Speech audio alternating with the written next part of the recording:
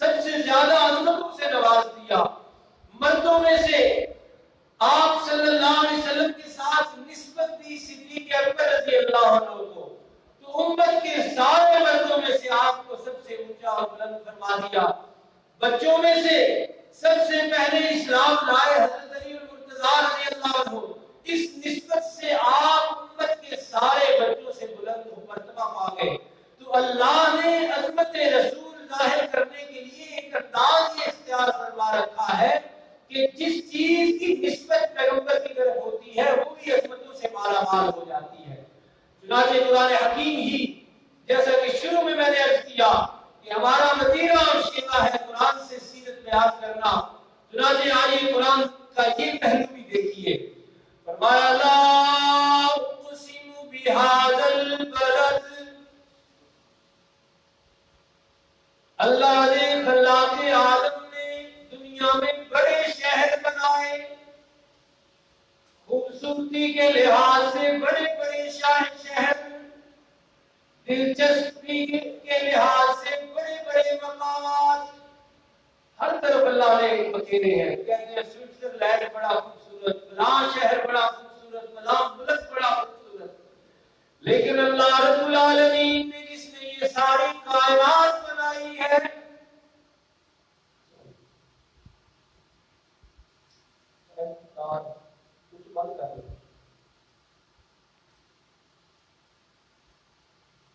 جس نے ساری کائنات یہ بنائی، اس نے قسم اٹھانے کی باری آئی تو کس کی قسم اٹھائی؟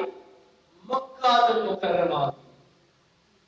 کسی اور شہر، کسی اور خوبصورت علاقے کی قسم نہیں اٹھائی.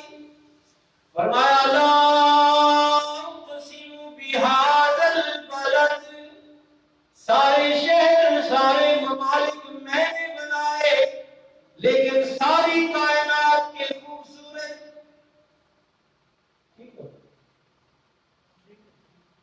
سارے خوبصورت شہروں میں سے، سارے خوبصورت مقامات میں سے بنانے والے نے خود جب قسم اٹھائی تو کس شہر کی؟ مکہ مکرمہ کی. سوچنے والا سوچتا ہوگا شاید اللہ نے مکہ کی قسم اس لیے اٹھائی کہ اسے بنایا حضرت ابراہیم نے. شاید اللہ نے اس شہر کی قسم اس لیے اٹھائی کہ یہاں اسماعیل ذبیح اللہ قربان چلے. سوچنے والا سوچ سکتا ہے کہ اللہ نے مکہ کی قسم اس لیے اٹھائی کہ یہاں زمزم موجود ہے.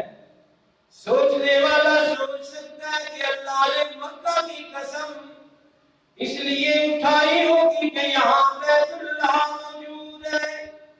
سوچنے والا سوچ سکتا ہے کہ اللہ نے مکہ المکرمہ کی قسم اس لیے اٹھائی کہ یہاں صفا اور مروہ موجود ہے. سوچنے والا سوچ سکتا ہے کہ اللہ نے اس شہر کی قسم اس لیے اٹھائی کہ اس کے ارد گرد مینا اور عرفات جیسی وادیاں موجود ہیں جو بڑی مقدس ہیں. سوچنے والا سوچ سکتا ہے کہ اللہ نے شاید اس لیے بیت مکہ کی قسم اٹھائی کہ یہاں پر جبل نور بھی موجود ہے اور جبل ابی قبیس بھی موجود ہے.